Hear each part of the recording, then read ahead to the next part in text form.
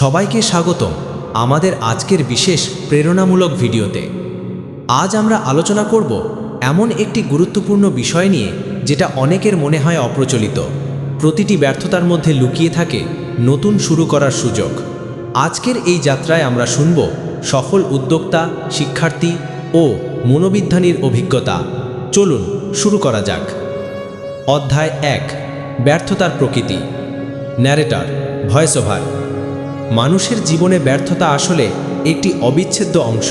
ছোট থেকে বড় প্রত্যেকেই জীবনে কখনো না কখনো ব্যর্থ হয়, কিন্তু প্রশ্ন হচ্ছে এই ব্যর্থতা নিয়ে আমরা কিভাবে সামলে নিই।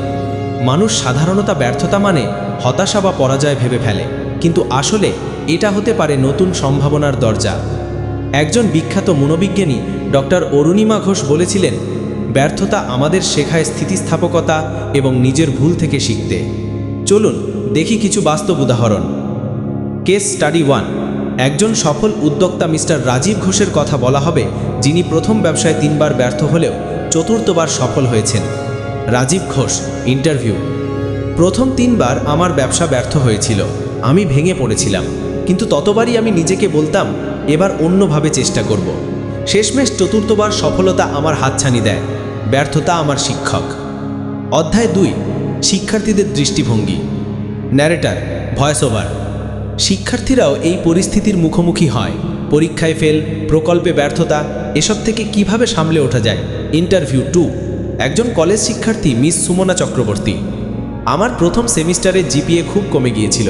আমি তখন নিজেকে খুব অযোগ্য মনে করতাম, কিন্তু শিক্ষক ও পরিবার আমাকে বলেছিল এই ভুল থেকেই তুমি আরও শক্তিশালী হবে। আমি সেই কথাটি মেনে নিয়ে আরও কঠোর পরিশ্রম করেছিলাম। দ্বিতীয় সেমিস্টারে আমার ফলাফল অনেক ভালো হয়েছিল। অধ্যায় 3, মনোবিজ্ঞানের দৃষ্টিকোণ। Narrator, voice over. মনোবিজ্ঞানের আলোকে ব্যর্থতা মানে ব্যক্তিগত উন্নতির দরজা। আমাদের মনের দৃষ্টিভঙ্গি যদি ইতিবাচক হয়, তবে ব্যর্থতাও হয়ে ওঠে শেখার একটি মাধ্যম। ডক্টর অনির্বাণ সেন, পলিকোলিস্ট। মানুষের মস্তিষ্ক এমনভাবে গঠিত যে এটি অসুবিধে ও ব্যর্থতা থেকে শিখতে পারে। গ্রোথ মাইন্ডসেট ধারণা এই কথাই বলে, আপনি যদি মনে করেন ব্যর্থতা মানেই আপনি শেষ হয়ে গেছেন, তবে আপনি হারবেন। কিন্তু যদি আপনি মনে করেন এটি শুধুমাত্র একটা শিক্ষার পাথর, তবে আপনি আরও এগিয়ে যাবেন। অধ্যায় 4, সফলতার নতুন সংজ্ঞা। Narrator, voice over.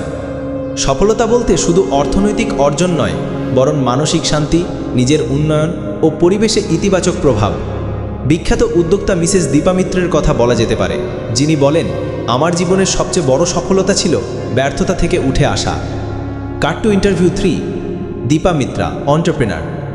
প্রথমবার যখন আমার স্টার্টআপ ব্যর্থ হয়েছিল, তখন আমি হার মানিনি, বরং আরও গভীরভাবে বাজার, কাস্টমার চাহিদা বুঝতে শিখলাম। আর সেই থেকেই আমার নতুন উদ্যোগ সফল হয়েছে। উপসংহার ও মূল বার্তা। Narrator, voice over. প্রতিটি ব্যর্থতা আসলে আমাদের সামনে একটি নতুন সুযোগ নিয়ে আসে। প্রয়োজন কেবল আমাদের দৃষ্টিভঙ্গি পরিবর্তন করার। নিজের ভুল থেকে শিক্ষা নেওয়া, পরাজয়ের সামনে হাল ছাড়তে না চাওয়া, এগুলোই আমাদের সাফল্যের মূল চাবিকাঠি। আজ আমরা শিখেছি ব্যর্থতা মানে পরাজয় নয়, শেখার উপায়। 2, গ্রোথ মাইন্ডসেট গড়ে তোলা জরুরি। 3, ইতিবাচক দৃষ্টিভঙ্গি আমাদের পথপ্রদর্শক।